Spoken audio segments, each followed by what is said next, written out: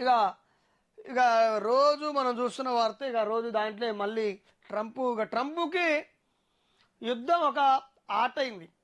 ఆయన ఒక సీరియస్గా తీసుకోవట్లేదు, ఒక బొమ్మల ఆటగాను అది ఒక చిన్న తీసుకుంటున్నట్టు తెలుస్తుంది. ఈ విధంగా ఆయన రోజుకో తీరుగా మాట్లాడడం జరుగుతుంది. ఆయన ఒక కామెడీ పేరడీ టైప్లో కూడా కొన్ని వ్యాఖ్యలు చేయటం దిక్కుమాలిన వ్యవహారం ఒకటి తయారైంది. ఇక్కడ రెండోసారి అధికారంలోకి వచ్చినాక ఈ ట్రంప్ నిర్ణయాలు ఏందో, ఆ వ్యవహారం ఏందో, ఆ కర్మ ఏందో మరిగా అది కూడా ఒకసారి చూద్దాం.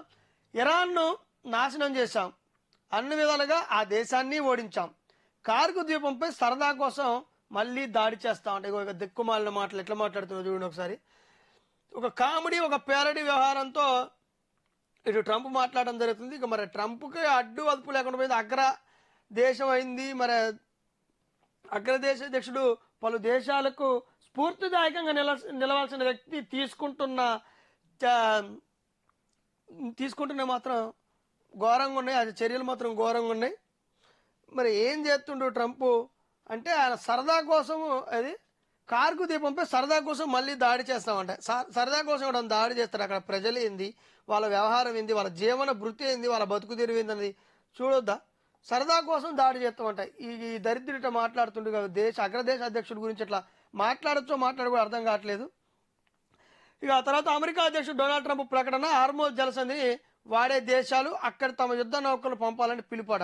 ఇక ఇరాన్లోని ఇస్ఫహాన్ నగరంపై వైమానిక దాడులు, గల్ఫ్ దేశాలు ఇజ్రాయెల్పై ఇరాన్ క్షిపణుల వర్షం, పర్షియన్ గల్ఫ్లో భారత్ యుద్ధ నౌకలు, వాణిజ్య నౌకల రక్షణకు మోహరింపు, అమెరికా ఇజ్రాయెల్కు తప్ప హోర్మోజ్ అందరికీ, ఇక మోస్తఫా కంపెనీ సురక్షితం, అర్గాజీ, మరో జలసంధి మూసివేత, ఇరాన్కు మద్దతుగా యుద్ధంలోకి హౌతీ గ్రూప్ అంట, బాబ్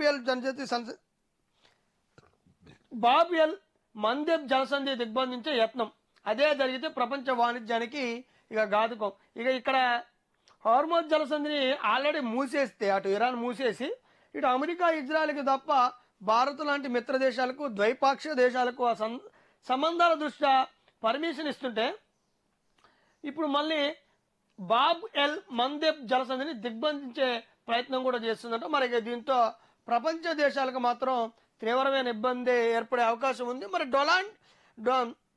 డొనాల్డ్ ట్రంప్ నిర్ణయాలు మాత్రం చాలా ఆసక్తికరంగా ఉన్నాయి. సరదా కోసం నేను యుద్ధాలు చేస్తా అంటుండు, అదొక యుద్ధాన్ని కూడా ఒక కామెడీగా, ఒక పేరడీగా తీసుకుంటున్న నేపథ్యంలోనే ఇదంతా తీవ్ర ఉద్రిక్తలు దారితీసే అవకాశం ఉంది.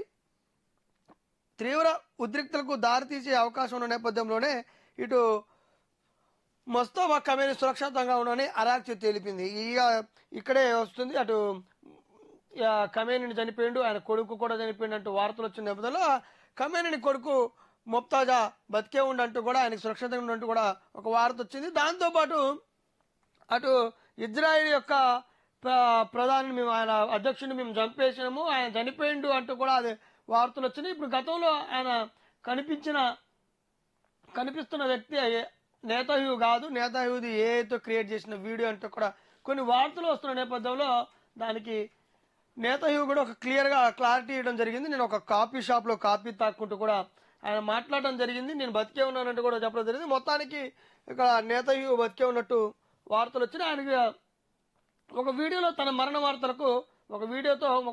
మరణ వార్తలకు నేతహ్యూ చెక్కు, తన చేతులు చూపి వేలు లెక్క పెట్టుకోమంటూ జోకేసిండు. ఇక నేతహ్యూను వెంటాడి చంపుతామంటూ ఈ నేపథ్యంలోనే ఇరాన్ కూడా వెంటాడి మరి నేతహ్యూను చంపుతాం, ఐఆర్జీసీ హెచ్చరిక. ఇక ముస్తఫా చనిపోయారని వింటున్న ట్రంప్ మళ్ళీ వ్యాఖ్య చేయడం జరిగింది. ముస్తఫా చనిపోయాడు, దానికి ఆల్రెడీ వాళ్ళు ముస్తఫా కంపెనీ సురక్షిత అరాక్చి క్లియర్ కట్గా చెప్పడం జరిగింది.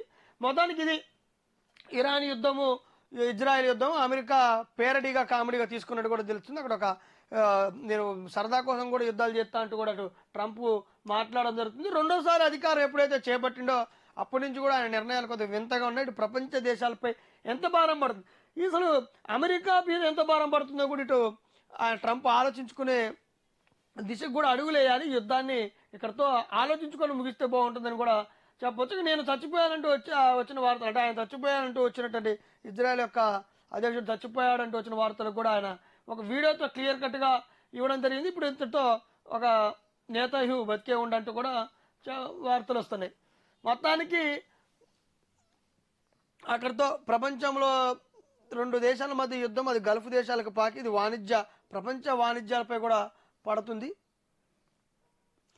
ఈ మరి ఏం జరుగుతుందనేది కూడా, ఈ యుద్ధం ఎక్కడికి దారితీస్తుంది కూడా చూడాలి. మరి నిజంగానే ఆ జలసంధిలు, హర్మోజ్ జలసంధితో పాటు బాబ్ ఎల్ మందేజ్ జలసంధి కూడా ముగిస్తే ప్రపంచ వాణిజ్యం పైన కూడా దారుణమైన దారుణమైన పడే అవకాశం ఉంది. దారుణంగా పరిస్థితులు కూడా అటు పడే అవకాశం ఉంది. ఇటు చమురు ధరలతో పాటు ఆయిల్ సంబంధించిన ధరలతో పాటు ఇటు పెట్రోల్, ఇటు అన్ని రకాలటువంటి ఎగుమతులు దిగుమతుల మీద కూడా భారీగా భారం పడే అవకాశం ఉంది.